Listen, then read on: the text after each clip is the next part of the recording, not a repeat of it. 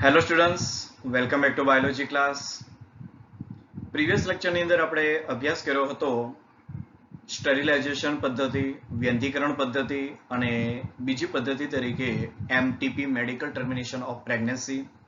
Okay, હવે આજના લેક્ચરની અંદર આપણે વાત કરવાની છે ટોપિકનો એક અગત્યનો હિસ્સો કે જેને કહેવાય રિપ્રોડક્ટિવ હેલ્થ. જો ચેપ્ટરનું નામ છે પ્રજનનિક સ્વાસ્થ્ય, તો એ સ્વાસ્થ્ય સાથે સંકળાયેલા અને પ્રજનન અંગો સાથે સંકળાયેલા થોડાક રોગ વિશે, અને એ રોગને નામ આપવાનું છે જો સેક્સ્યુઅલી ટ્રાન્સમિટેડ, એટલે કે ડ્યુરિંગ સેક્સ આ રોગો ફેલાતા હોય છે, તો એટલા માટે નામ છે સેક્સ્યુઅલી ટ્રાન્સમિટેડ ડિઝીઝ અથવા ઇન્ફેક્શન, એટલે કે જાતીય સંક્રમિત ચેપ.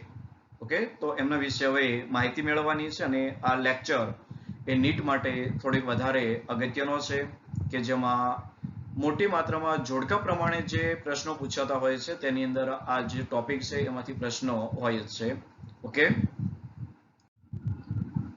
તો હવે સ્ટુડન્ટ્સ, જે કે પણ રોગ છે એ કદાચ આપણને ખ્યાલ છે તે પ્રમાણે, બરાબર, આપણું જે કંઈ નોલેજ છે હવે રોગો વિશે તે પ્રમાણે જોઈએ તો કાં તો એ બેક્ટેરિયા દ્વારા થાય, વાયરસ દ્વારા થાય, ફૂગ દ્વારા થાય, અથવા જેને આપણે કહીએ છીએ તો પ્રજીવ એના દ્વારા થતા હોય. ઓકે, અથવા કોઈ પણ પ્રકારે કોઈ વેક્ટર વાહકો છે તેમના થકી પણ આવા રોગ થતા હોય છે. તો અહીંયા પણ એક આખો કેટેગરી છે અને એ કેટેગરી છે જાતીય સંક્રમિત રોગ. તો જાતીય સંક્રમિત રોગો પણ એ કોઈ બેક્ટેરિયા દ્વારા પણ થાય છે, વાયરસ દ્વારા પણ થાય છે, પ્રજીવ દ્વારા પણ થાય છે, ફૂગ દ્વારા પણ થાય છે. તો એમના જે કે પણ આ જે પોઝિટિવ એજન્ટ છે એ જ છે, રાઈટ, કે જે સામાન્ય બીજા રોગો થતા હોય છે લાઈક મેલેરિયા, ટાઇફોઇડ, વોટેવર. તો એવા જ અહીંયા કોઈ પોઝિટિવ એજન્ટ છે કે જેના દ્વારા આ રોગ થાય છે, પરંતુ અહીંયા એક સ્પેશિયલ કેસ એ પ્રમાણે કે આ રોગનો ફેલાવો એનો મોડ એ પ્રકારે છે કે એ જાતીય સંક્રમણ છે, એટલે કે ડ્યુરિંગ સેક્સ આ જે રોગો હોય છે એ ફેલાતા હોય છે. ઓકે, અને જ્યારે આ જાતીય સંક્રમણથી જ્યારે ફેલાતા હોય છે ત્યારે એ થોડાક વધારે, ફોર એક્ઝામ્પલ જો મેલેરિયા થયો હોય કે ટાઇફોઇડ થયો હોય કે પછી ડેન્ગ્યુ થયો હોય તો એના લક્ષણો આપણે ડોક્ટર સમક્ષ એ ઓલી બિન હિચકિચાવટ અથવા તો કોઈ પણ પ્રકારની શરમ રાખ્યા વગર એ જે કંઈ વ્યક્તિને રોગ થયો છે તો એ કહી શકે છે.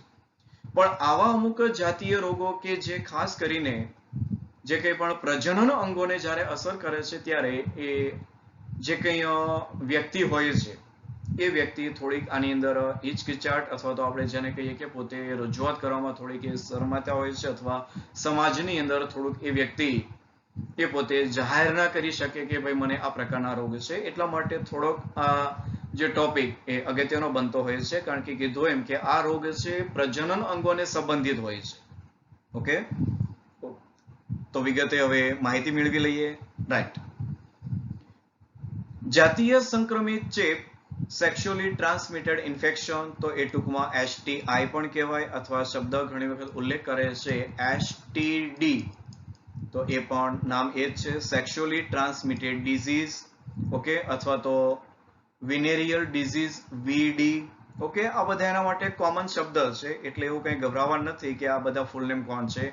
એસટીઆઈ સેક્સ્યુઅલી ટ્રાન્સમિટેડ ઇન્ફેક્શન ચેપ કહેવાય, એસટીડી સેક્સ્યુઅલી ટ્રાન્સમિટેડ ડિઝીઝ કહેવાય, અથવા વેનેરિયલ ડિઝીઝ, વીડી. આ બધાના થોડાક શોર્ટ નેમ છે અને એ બધાનો જે કંઈ મિનિંગ છે, અર્થ છે, એક જ થતો હોય છે જાતીય સંક્રમિત રોગો, કે એવો ચેપ અથવા તો રોગો જે જાતીય સમાગમ દ્વારા સંક્રમિત થતા હોય તેને આપણે સામૂહિક રીતે જાતીય સંક્રમિત ચેપ કહીશું, અથવા સમાગમને લગતા રોગો વિનેરિયલ ડિઝીઝ અથવા તો પ્રજનન માર્ગના ચેપ, reproductive track infection, RTI.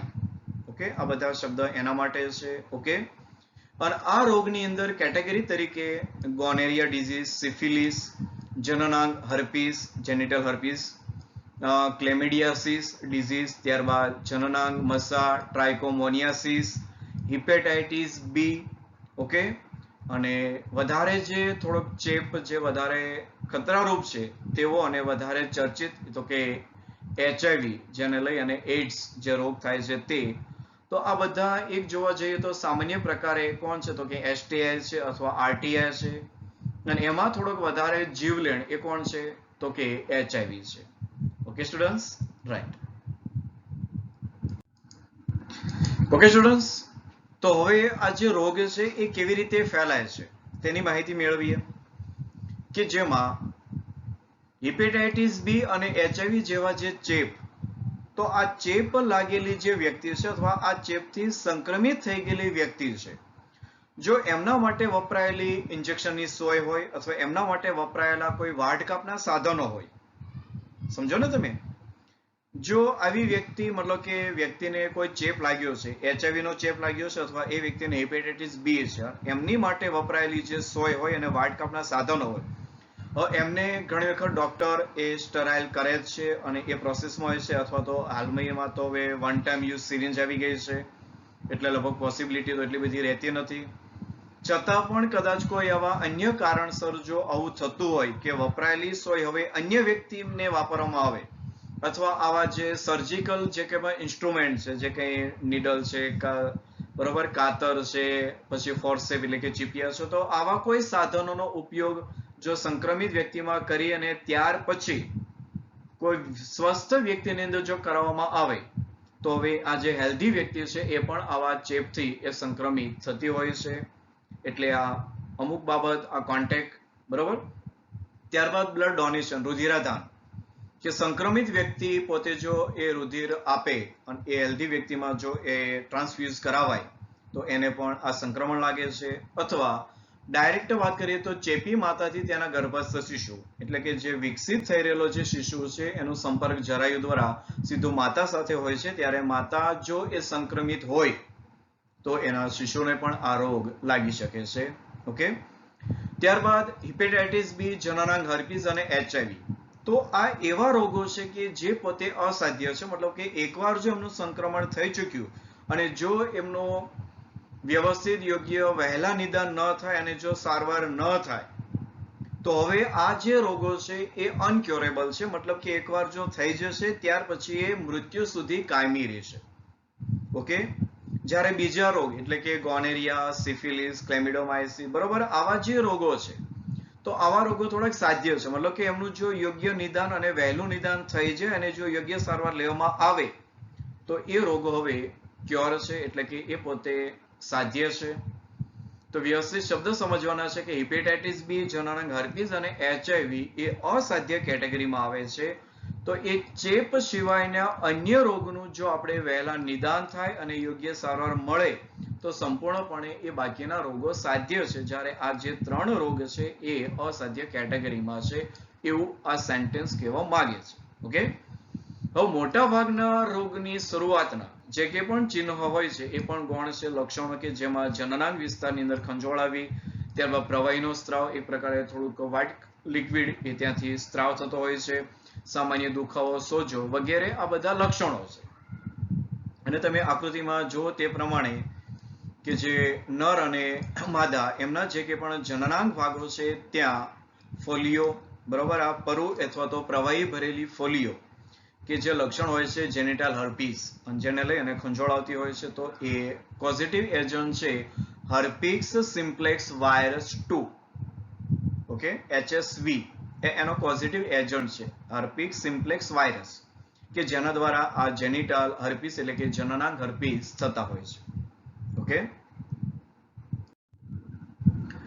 Next, ઘણીવાર સંક્રમિત સ્ત્રીઓની અંદર પણ આ રોગના ચિહ્ન એ દેખાતા નથી અને તેથી તે લાંબા સમય સુધી નિદાન રહિત રહે છે. ઓકે. કારણ કે આવા જે રોગો હોય છે એ રોગોના શરૂઆતની અંદર કોઈ પણ પ્રકારના લક્ષણો આપણને જોવા નહીં મળે, તો લક્ષણો નથી તો એ વ્યક્તિને ખ્યાલ નહીં પડે કે ભાઈ આ રોગનું સંક્રમણ એ વ્યક્તિને થયું છે, એટલે એ લાંબા સમય સુધી એ નિદાન રહિત રહેશે, યોગ્ય નિદાન નહીં થાય. ઓકે. અને તે દરમિયાન હવે એમના જે પોઝિટિવ એજન્ટ હોય છે એમની કંઈક સંખ્યા આ વ્યક્તિની અંદર થોડી વધારે થઈ જતી હોય છે. તો ચેપની શરૂઆતની અવસ્થામાં ચિહ્નોનું ન દેખાવું અથવા તો ઓછા લક્ષણો દેખાવા અને STI થી જોડાયેલ સામાજિક કલંકનો ડર, આજે આપણે વાત કરી તેમ, કે આ રોગ છે કોના, તો કે પ્રજનન અંગોના છે. પ્રજનન અંગોના રોગની રજૂઆત કરવામાં વ્યક્તિ એ સમાજની અંદર થોડી શરમ અનુભવતો હોય છે. એટલે આ એક વાત કરી સામાજિક કલંકનો ડર, કે મારે કેમ કેવું કે આ રોગ એ મને આ જગ્યાએ થયો છે.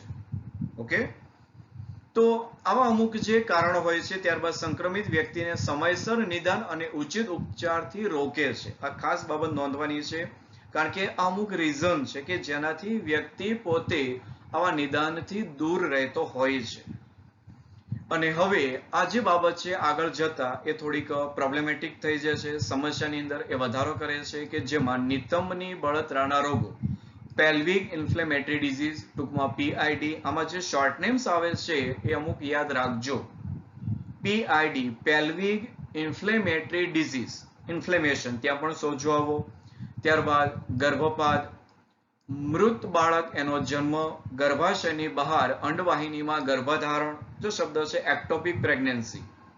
ઓકે, જે કે પ્રેગ્નન્સી તો કે ગર્ભાશયની અંદર તો એ ટ્રુ પ્રેગ્નન્સી, પરંતુ ઘણી વખત એ ગર્ભાશય સિવાયના ભાગ, બહારના ભાગમાં, લાઈક ગ્રીવા ભાગ છે, બર્થ કેનાલ છે, તો એવા ભાગની અંદર પણ આ જે ગર્ભસ્થાપન થતું હોય ત્યારે એ શબ્દ કહેવાય છે એક્ટોપિક. એક્ટો બહારનું, તો એક્ટોપિક પ્રેગ્નન્સી. ત્યારબાદ ઇન્ફર્ટિલિટી, અફળદ્રુપતા, અથવા તો પ્રજનન માર્ગનું કેન્સર થઈ શકે છે, કારણ કે આ જો વધારે સમસ્યા રૂપ બને તો. ઓકે, એટલે અમુક જે STI એ થોડાક વધારે ખતરા રૂપ હોય છે. ઓકે, એટલે થોડુંક એની ઉપર ધ્યાન દેવાનું હોય છે.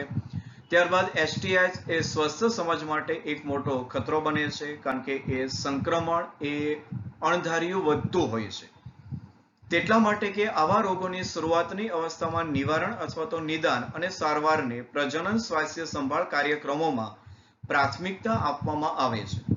ઓકે, જો કે તમામ વ્યક્તિઓ ચેપોથી સંવેદનશીલ હોવા છતાં, કારણ કે આ જે બાબત છે એ પ્રજનન અંગોની છે, પ્રજનન અંગોમાં કોઈ પણ ઉંમરે ચેપ લાગે છે, તેમ છતાં પણ એક ફિક્સ કે 15 થી 24 વર્ષ, અને આ વિધાન નીટ માટે એ પૂછાય છે જે ફેક્ટર પ્રકારના પ્રશ્ન હોય તેમાં, તો એ બાબત ખાસ નોંધવાની છે કે 15 થી 24 વર્ષની જે વય જૂથ છે તેવી વ્યક્તિને આવા રોગ લાગવાની સંભાવના એ સૌથી વધારે છે.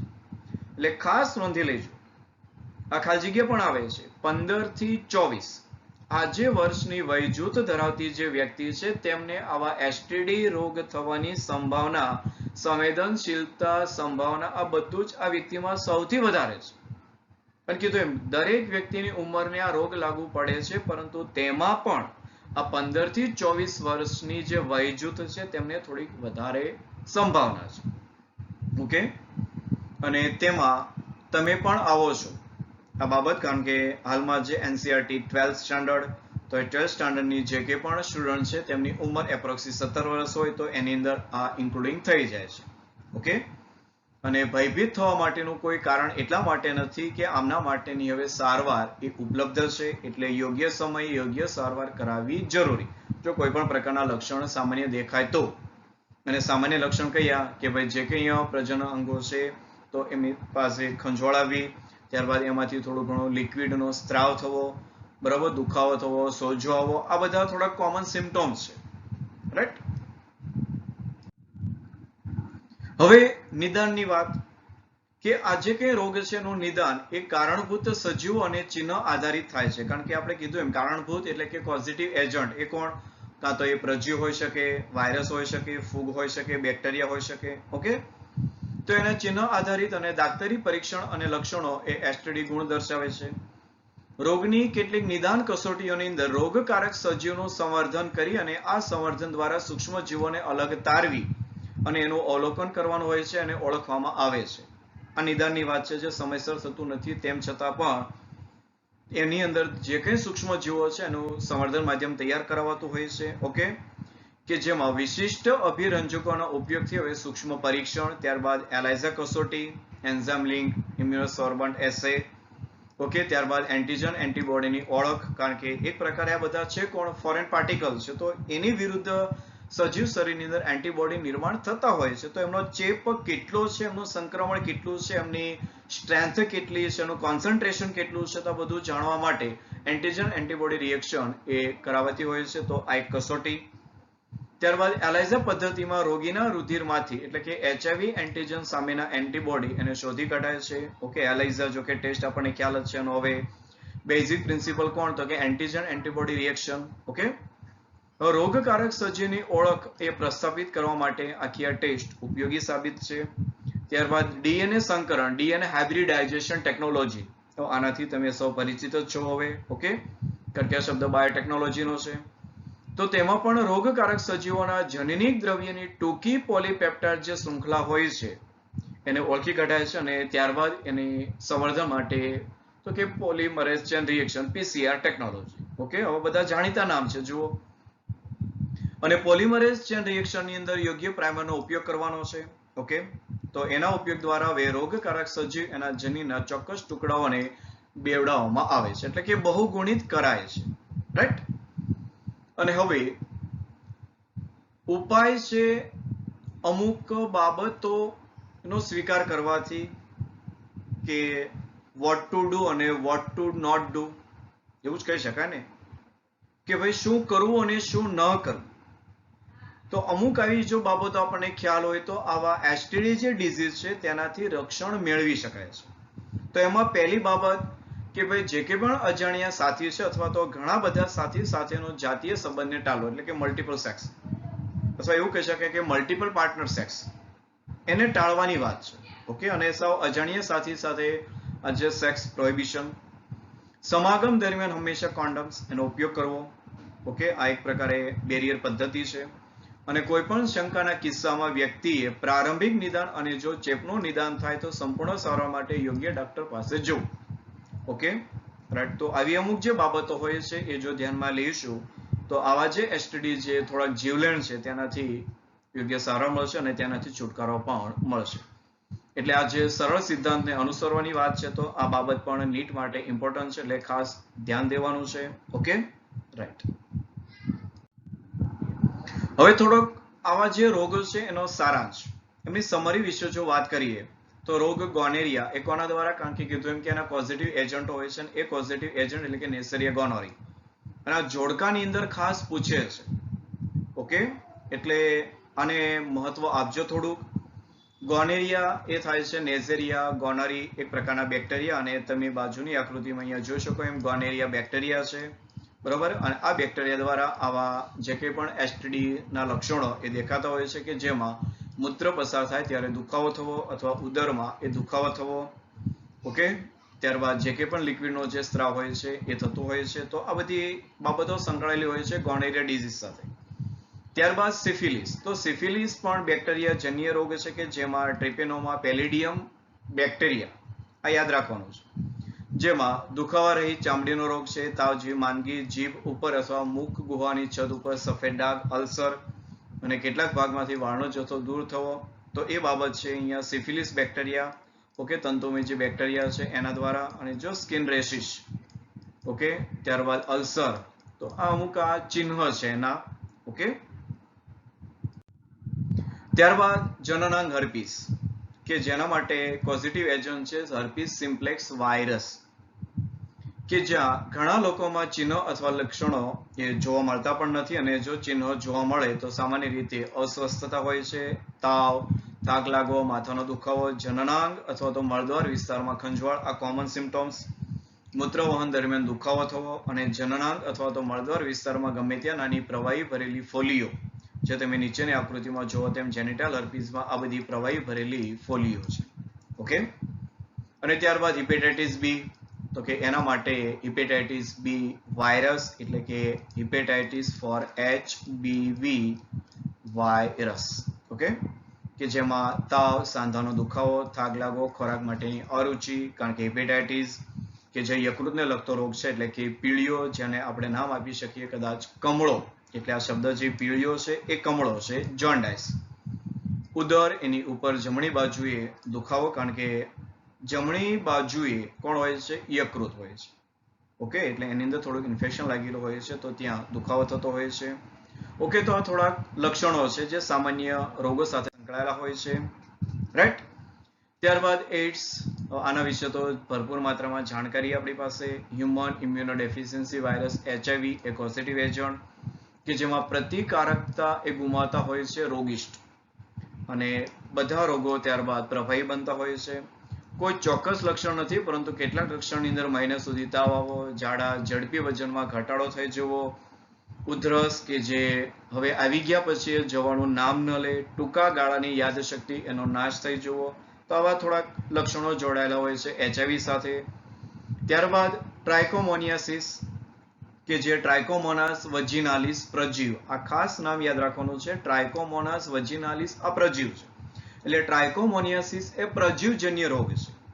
ખરા ખોટામાં આવી શકે ને, એટલે વ્યવસ્થિત ધ્યાનમાં લેવાનું છે કે કયા રોગ માટે કયા પોઝિટિવ એજન્ટ છે. બેક્ટેરિયા દ્વારા થતા રોગ છે, ત્યારબાદ પ્રજીવ દ્વારા થતા રોગ છે, અને વાયરસ દ્વારા થતા પણ રોગ છે. ઓકે, કે જ્યાં ટ્રાઇકોમોનિયાસિસમાં દર્દ થાય, યોની માર્ગની આસપાસ બળતરા થાય, ખંજોળાવી, આ કોમન સિમ્ટમ્સ. મૂત્ર ત્યાગ દરમિયાન દુખાવો અથવા બળતરા, એની સંવેદના થવી, તો આ પણ એક લક્ષણો છે. ઓકે ઓકે સ્ટુડન્ટ્સ, તો આજના લેક્ચરની અંદર જે કંઈ પણ માહિતી મેળવી તે અંતર્ગત જો ટૂંકમાં થોડીક વાત કરીએ તો જનરલી એસટીડી ડિઝીઝ કે જે જાતીય સંક્રમિત રોગો, અને જાતીય સંક્રમિત રોગોના જે કંઈ પણ ચિહ્ન એ શરૂઆતમાં નથી દેખાતા. ઓકે, અને જ્યારે એ દેખાતા હોય છે ત્યારે થોડુંક એ મોડું થઈ ચૂક્યું હોય છે, અને એના માટે થોડા કારણો પણ જવાબદાર હોય છે. ઓકે, તો આવા જે રોગો થતા હોય છે તો એને અટકાવવા માટેના ઉપાયો અને ખાસ એ આપણને લઈ જાય છે માહિતી તરફ કે પ્રાજનનિક સ્વાસ્થ્યનું મહત્વ કેટલું વધારે હોય છે. ઓકે, અને જે કંઈ સરકારી ને બિનસરકારી જે કંઈ પણ સંસ્થા દ્વારા જ્યારે માહિતી અપાતી હોય છે ત્યારે એ થોડીક વધારે અસરકારક હોય છે, અને એનો જો યોગ્ય અમલ કરવામાં આવે તો આવા જે જીવલેણ રોગો છે કે જે સારું અને સુખી જે દાંપત્ય જીવન હોય છે એની અંદર જ્યારે ખલેલ પહોંચાડે છે ત્યારે એમની ઉપર થોડોક વધારે ફોકસ કરીને આવા રોગ ન થાય અને વ્યવસ્થિત સારું સુખી દાંપત્ય જીવન જીવી શકાય તે માટે અમુક જે બાબતો હોય છે એ સ્વીકાર્ય બનતી હોય છે. Okay, right. તો હવે મળીએ નેક્સ્ટ લેક્ચરની અંદર એક નવા મુદ્દા સાથે કે જેને નામ અપાય છે અફળદ્રુપતા અથવા વૈધ્યતા અથવા ઇનફર્ટિલિટી. તો આવી જે અફળદ્રુપતા કેવી રીતે નિવારી શકાય તે માટેની હાલની તારીખમાં જે માર્કેટમાં અવેલેબલ પદ્ધતિઓ એમના વિશે આપણે ચર્ચા કરીશું. ઓકે, તો મળીએ ફરી પાછા નેક્સ્ટ લેક્ચરની અંદર. ત્યાં સુધી આપ સૌને all the best, nice day and thank you. India, a newly independent nation. India, a newly independent nation.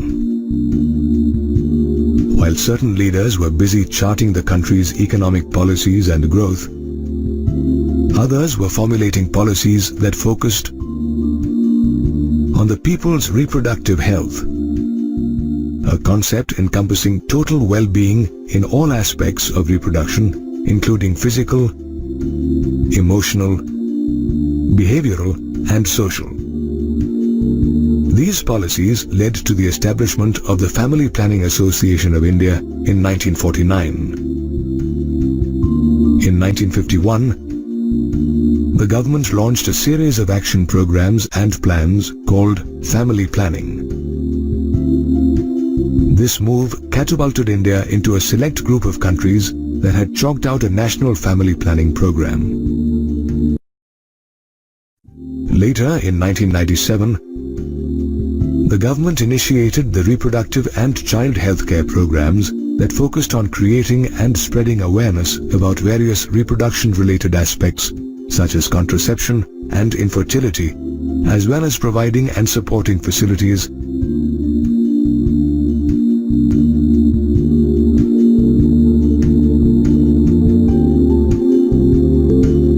Today, the government, along with family planning experts, is continuously chalking out strategies to address the latest challenges arising in reproductive health.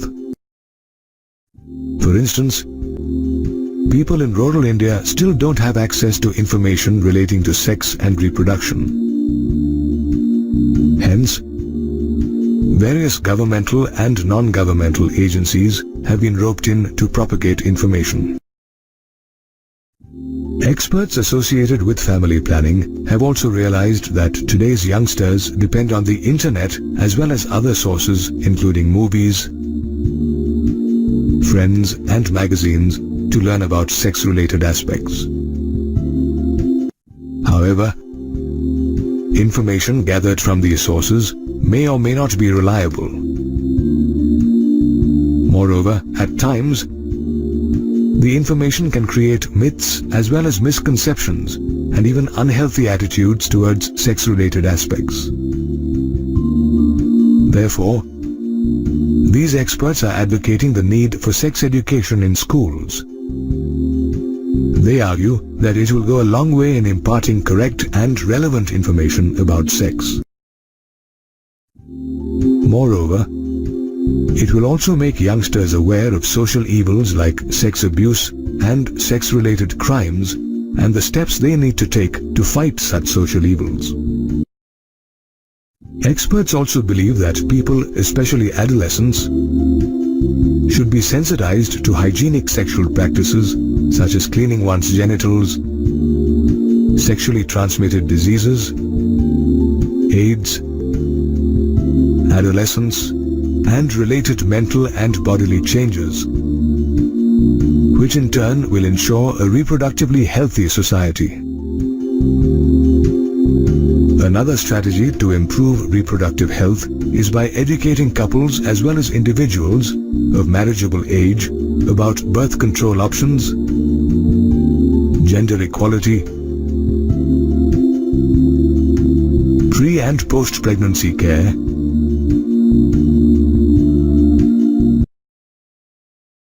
Such education will also decrease maternal as well as infant mortality rates and limit the size of families. In fact, the government had created a strategic plan for 2005 to 2009 that had 5 action areas, namely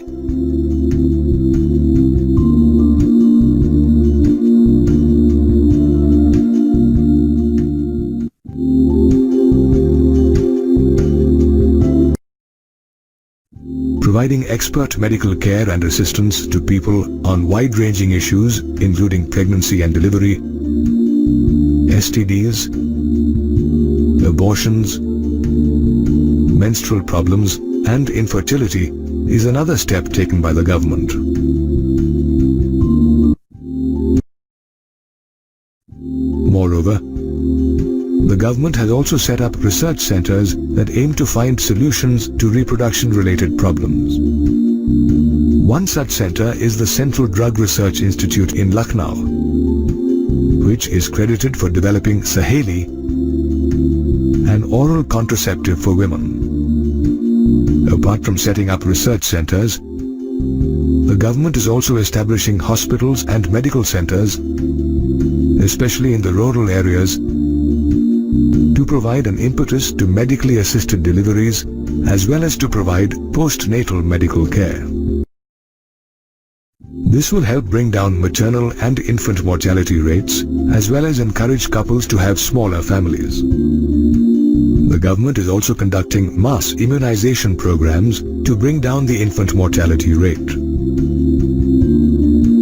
Did you know that the government has banned amniocentesis, a fetal sex determination test based on the chromosomal pattern in which the amniotic fluid surrounding the developing embryo is drawn by inserting a needle in the mother's abdomen? In this manner, the government has initiated a lot of programs and plans to build a reproductively healthy India. At the dawn of independence, India was an underdeveloped country, with its population having no access to good medical care. Life expectancy was just 32 years and infant mortality as high as 180 per 1,000 births. However, living conditions improved as the government built hospitals, educated people about health-related issues, and conducted immunization programs. These steps nearly doubled the life expectancy rate and lowered the infant and maternal mortality rate. But with the birth rate remaining more or less the same, This led to population explosion, a situation where the population of a country far outstrips its sustaining capacity. In fact, India's population, which was 350 million during independence, went past the 1 billion mark in 2000, making India the second most populous country after China. Demographers fear that if the current birth rate of 1.7% is not lowered, India's natural and economic resources will be strained, depriving many of even basic necessities such as food, clothing and shelter. To arrest the population growth, the government has raised the legal marriageable age of girls and boys to 18 and 21 years respectively. The government is also using the media to drive home the benefits of having smaller families. Moreover, government agencies are also actively encouraging couples to go for contraception, which is an intentional prevention of an unwanted pregnancy through the use of contraceptive methods. Contraceptive methods can be broadly categorized as natural or traditional methods, barrier methods, intrauterine devices, oral contraceptives, injectables, implants, and surgical methods. Natural methods, the oldest form of contraception, work on the principle of circumventing the chances of the sperm fertilizing the ovum. They are of three types: periodic abstinence, coitus interruptus, and lactational amenorrhea. In periodic abstinence, couples abstain from copulation during the fertile period, which occurs between days 10 and 17 of the menstrual cycle. This is when ovulation or the release of the egg occurs, which increases the chances of conception. Another natural method is coitus interruptus, which is also known as the withdrawal method.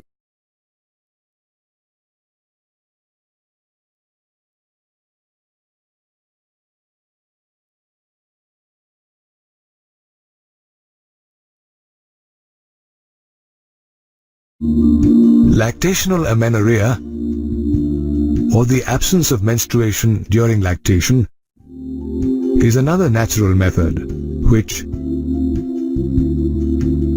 works on the principle that lactating women don't menstruate for up to 6 months following parturition.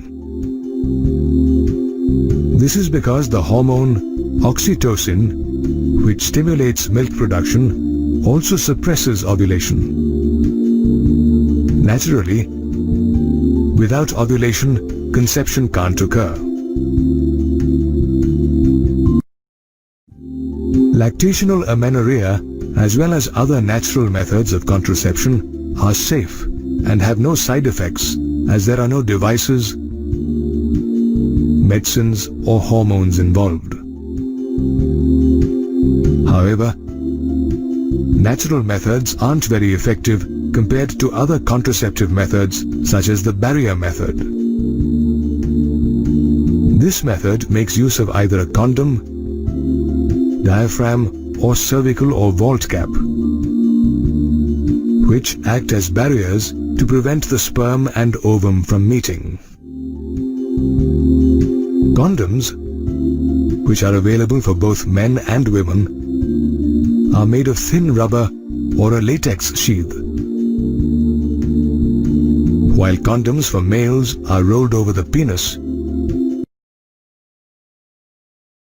Condoms for women are inserted in the vagina, where they block the sperm's entry into the reproductive tract by covering the cervix. Most couples prefer using condoms since they are cheap, easily available, and offer privacy as they can be self-inserted. Moreover, condoms also offer protection against sexually transmitted diseases such as AIDS and syphilis.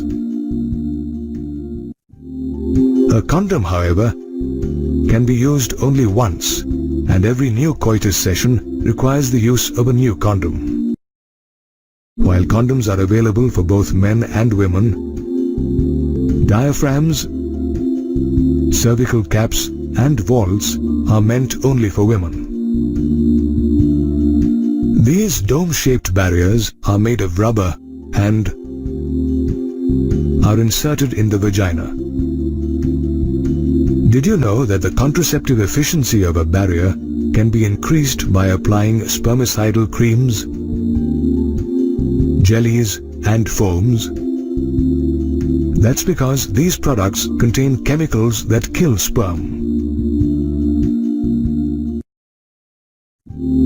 Another contraceptive method is the use of intrauterine devices, commonly called IUDs. These are used by couples who want to delay pregnancy or space out their children. IUDs are tiny T-shaped devices that doctors insert into the uterus through the vagina.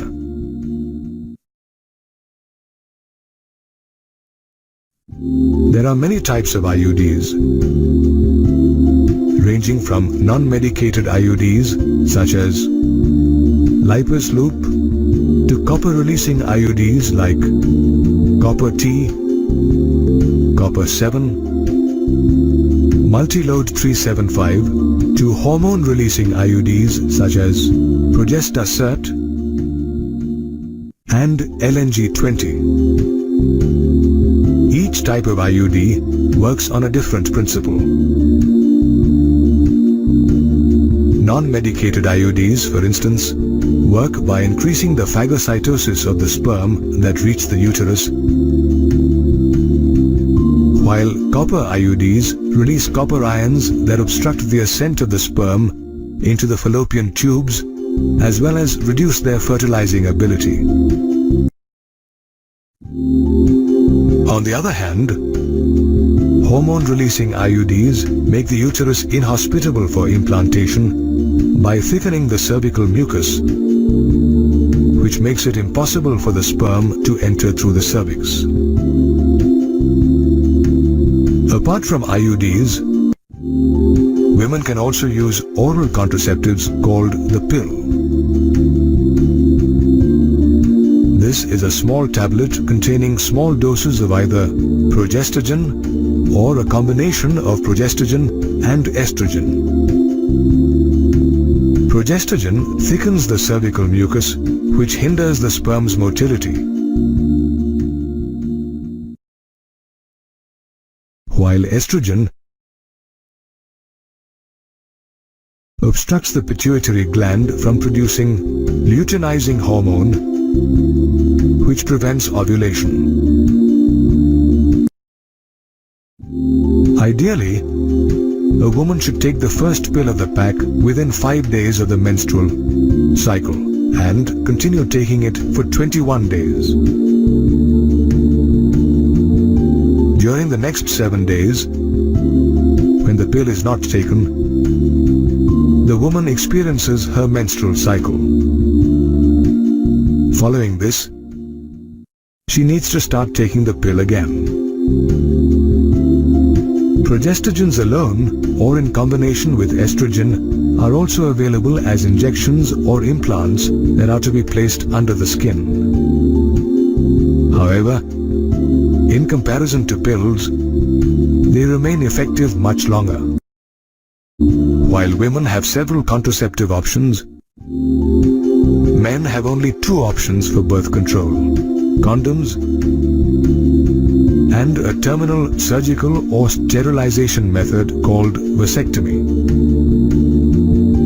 In this case, a tiny part of the vas deferens is removed and then tied to the scrotum by bearing a small incision on the same.